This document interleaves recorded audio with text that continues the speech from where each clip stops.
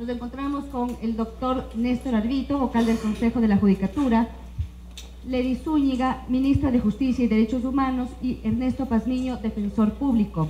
En este momento vamos a dar a conocer varios detalles de la mesa de justicia que se desarrolló durante esta mañana. Iniciamos con el doctor Arbito. Muchas gracias. Primero que nada, buenos días con todas y con todos.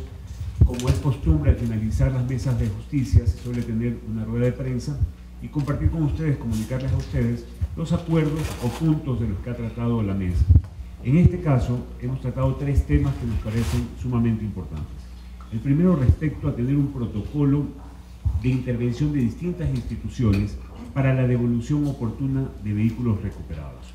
Como ustedes saben, hay ocasiones que se recuperan los vehículos, pero se vuelve tortuoso para el dueño del vehículo poder acceder a una devolución oportuna de su bien.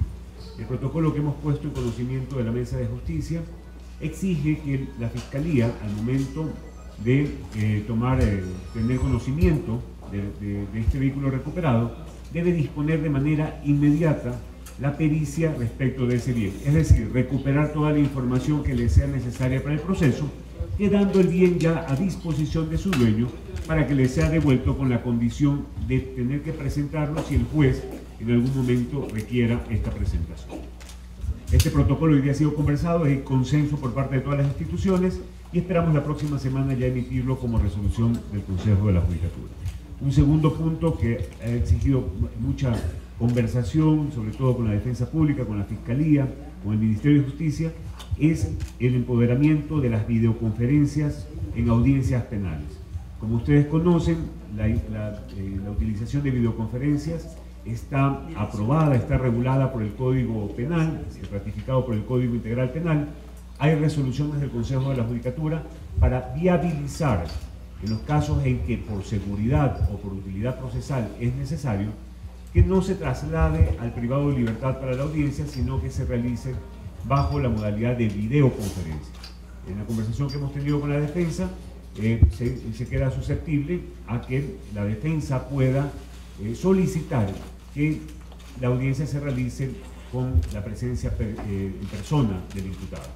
En esos casos, y previa motivación de la defensa pública, el tribunal o juez podrá de manera motivada conceder que la audiencia se realice en persona con el imputado, con el PTL, y en esos casos el tribunal o el juez deberá movilizarse a los centros de rehabilitación social.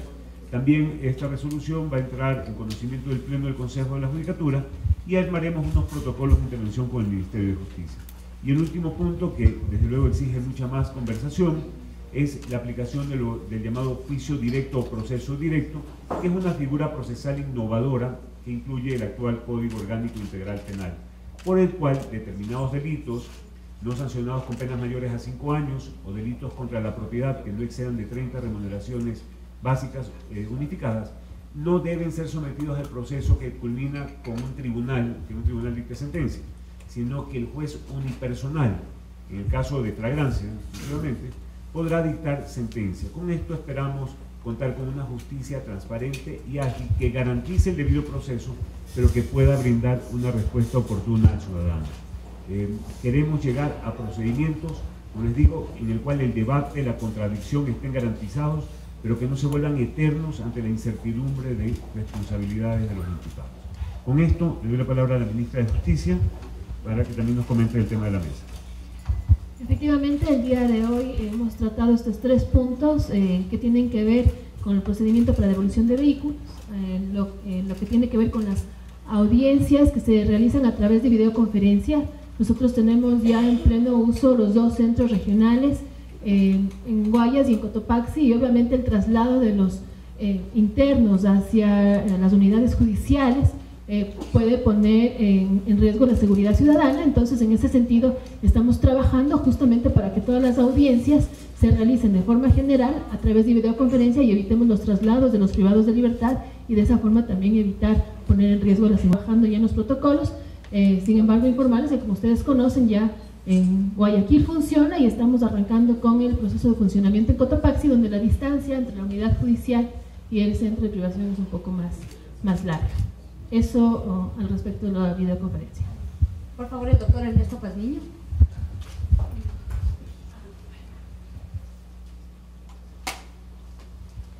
Gracias.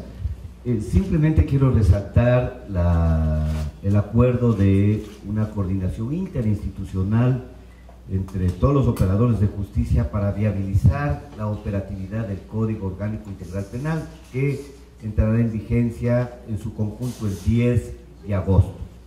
Frente a eso, como ya lo ha dicho el señor presidente encargado del Consejo de la Judicatura, el doctor Néstor Arbito, hemos llegado a algunos acuerdos. Primero, creemos indispensable, necesario incorporar el avance de la tecnología, el desarrollo de la tecnología a la justicia penal mediante la implementación de audiencias virtuales por videoconferencia.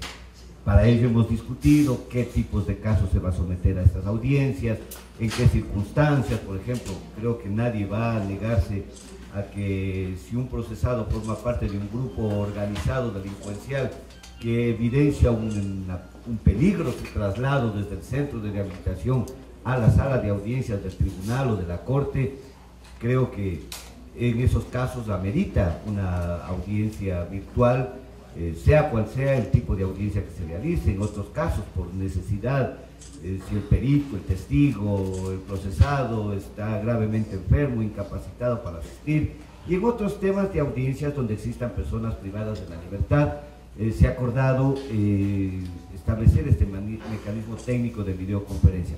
Y también hemos discutido, hemos analizado la forma de viabilizar técnicamente la aplicación del juicio directo en el nuevo Código Orgánico Integral Penal. Esta es una innovación realmente al procedimiento que nos permitirá tener sentencias, resoluciones rápidas en tiempos oportunos en delitos principalmente de flagrancia y delitos contra la propiedad. Se han acordado algunos mecanismos, se va a establecer protocolos para la implementación adecuada, que no exista ningún pretexto para que el nuevo Código Orgánico Integral Penal se aplique de manera adecuada, oportuna, en el camino que se está avanzando de tener una administración de justicia penal más rápida, más expedita, más justa, más oportuna, que es lo que quiere la ciudadanía. Gracias. Con el fin de anunciar otro tema importante al país, por favor, doctor Arbito. Muchas gracias. Adicionalmente, queríamos comentarle que los primeros días del mes de julio, a través de Cadena Nacional, se realizará la convocatoria para el proceso de calificación de selección del concurso de oposición y méritos para la renovación del primer tercio de la Corte Nacional de Justicia. Como ustedes recordarán, en el sistema de transición de la Constitución se señala que la actual Corte Nacional de Justicia es renovada por tercios, un primer tercio que es a los 3 años de posesionada la Corte Nacional.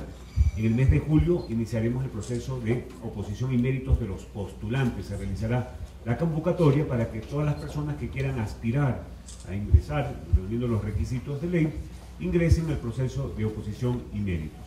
En paralelo se realizará también el sistema de evaluación de los jueces de Corte Nacional para identificar las personas o el tercio que va a ser renovado. Como ustedes recordarán, y hay que hacer hincapié, esta identificación no se realiza por sorteo como en otros cuerpos colegiados, sino por evaluación de desempeños, por un sistema de calificación, tal como lo señala la Constitución.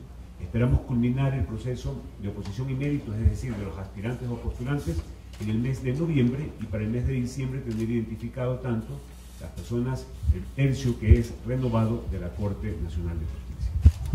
Damos paso a las inquietudes de la prensa. Francisco Garcés, de Coavisa. Muchas gracias, buenos días. Ministra Zúñiga, para aclarar el tema de las audiencias, quisiera un par de precisiones. Lo primero, solamente por lo pronto se implementará este sistema en los nuevos centros de rehabilitación, en los 2 que ya están en funcionamiento. Eso lo primero, saber técnicamente cómo va a funcionar, si ya hay salas instaladas, si ya está implementada la tecnología. Y lo segundo, un poco también aclarar lo que decía el doctor Pazmiño, de cómo se identificará qué audiencias se deben realizar, no sé, sobre qué delitos, o son todos los casos, o en qué casos sí se debe movilizar a los internos para las audiencias correspondientes. Bueno, efectivamente el uso de la videoconferencias lo hemos arrancado en los 2 centros regionales, Guayas y Cotopaxi. En Guayas tenemos ya 4 equipos funcionando y los equipos que tenemos en Cotopaxi. Ahí recuerden ustedes que tenemos al mayor número de personas sentenciadas en Cotopaxi y varias procesadas en Guayas. Esto obviamente tiene que ver primero con permitir que la justicia llegue de forma adecuada, que no se declaren audiencias fallidas por la falta de los procesados, porque no llegan a la hora indicada, por la falta de personal que tiene que trasladar estos privados de libertad. La otra, como les decía, garantizar la seguridad ciudadana, porque evitamos movimientos de privados de libertad de alta peligrosidad entre la unidad judicial y el centro de privación de libertad. Por eso hemos arrancado con una norma de manera general, es decir, de forma, como norma general, todas las audiencias que se realicen en el centro regional Cotopaxi y Guayas se realizarán a través de videoconferencia. La excepción hará que, si es que por alguna razón motivada por alguna de las partes no se debe realizar en videoconferencia, entonces el tribunal pueda dirigirse a los centros de privación de libertad donde tenemos el espacio adecuado en cuanto a infraestructura y sistemas de seguridad que nos permiten garantizar que la audiencia se va a desarrollar con éxito. Marieta Campaña, Diario Expreso. Doctor árbitro, una consulta sobre la renovación de la Corte Nacional. Usted dice que se analizará, se tomará en cuenta, se evaluará el desempeño de los jueces. ¿Eso implica el número de sentencias, la complejidad de las mismas, el número de casos despachados? ¿No es lo mismo civil que penal? ¿Cómo va a ser eso en el caso de los jueces de la Corte Nacional? Muchas gracias. A ver, lo que arrancaremos los primeros días de julio es la convocatoria para los aspirantes, es decir, el grupo de personas que se someten a un proceso de oposición y méritos para, si están dentro de los puestos mejor calificados, ingresar a la Corte Nacional, ¿verdad? En contraparte hay que identificar el tercio de la actual Corte Nacional, tal como lo señala la Constitución, que salen de la Corte Nacional y por lo tanto sufren de la renovación. Los criterios para evaluación, y vamos a un primer punto, la Constitución lo que dice es que se identifica este tercio mediante un mecanismo de evaluación. Primera distinción, no es un mecanismo aleatorio o de sorteo como lo tienen otros cuerpos colegiados. Aquí se evaluará. Y los criterios para evaluación están siendo construidos por el Consejo de la Judicatura, deben ser aprobados por el Pleno del Consejo y también estaremos en la primera semana de julio o en el transcurso del mes de julio haciendo públicos para someter, como les decía, es otro proceso, un proceso que se lleva en paralelo, pero son dos procesos independientes uno con el otro. Hay que sacar los criterios tanto de producción, de gestión, de intervenciones en el Pleno. Usted comprenderá, los jueces deben intervenir en el Pleno de la Corte Nacional, porque es donde se generan las líneas jurisprudenciales de nuestro país. Eso lo señalo yo como ejemplo de alguna de las aristas que deben ser consideradas. Pero el conjunto de variables para la evaluación debe ser aprobado por el Pleno del Consejo de la Judicatura y actualmente se puede construir. ¿Eso va a demorar 6 meses? ¿Cuánto tiempo? ¿Son dos cosas paralelas? Paralelas, pero los dos procesos estarían concluidos para el mes de diciembre de este año. Esperamos el proceso de oposición y méritos a mediados o finales del mes de noviembre y para el mes de diciembre tener identificado, haber concluido el proceso de evaluación de los actuales jueces, identificando el tercio que es renovado y también ya habíamos concluido la selección de oposición y méritos. Sara Ortiz, de Diario El Comercio. ¿Sara? Por favor, yo tengo dos preguntas. La primera es acerca igual de las audiencias que se van a realizar en los centros de rehabilitación social. Quiero saber si se va a garantizar o cómo se va a garantizar el hecho de que la Constitución dice que las audiencias tienen que ser públicas. Entonces los familiares, no sé, van a poder ver a través de un link las audiencias, cómo se va a hacer eso. Y también si nos pueden explicar un poco más cómo está la situación del ex asambleísta Galo Lara, si el Ministerio de Justicia va a impulsar un poco el proceso de extradición. Eso. Bueno,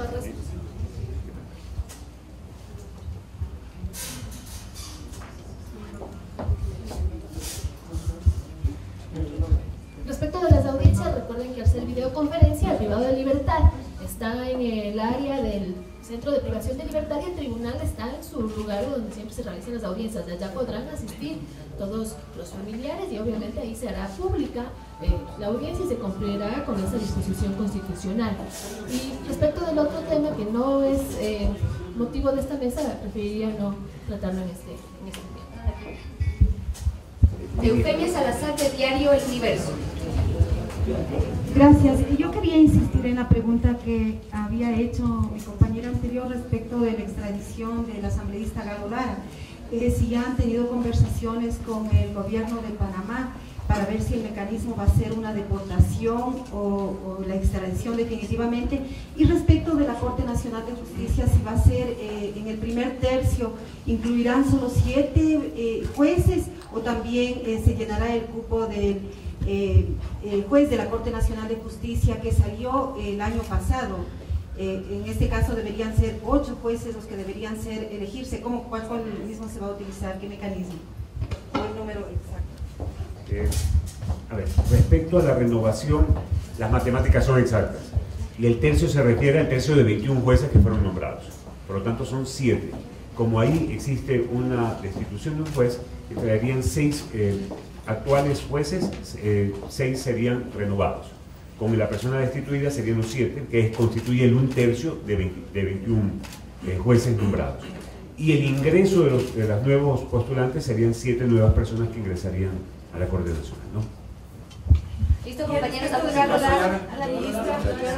Miren, esta rueda de prensa justamente tiene que ver con los temas tratados en la Mesa de Justicia. No hemos tratado ese tema dentro de la Mesa de Justicia, pero eso no lo podemos hablar. Pero ministra, ¿qué conoce usted del tema? Ministra, ¿qué conoce usted del tema? Yo no quisiera informarles de esto. Estamos hablando ahora, les pido compañeros respeto, estamos informando respecto de las resoluciones que se han tomado en la Mesa de Justicia. Muchas gracias por acompañarnos y damos por terminada la rueda de prensa. Consejo de la Judicatura. Hacemos de la justicia una práctica diaria.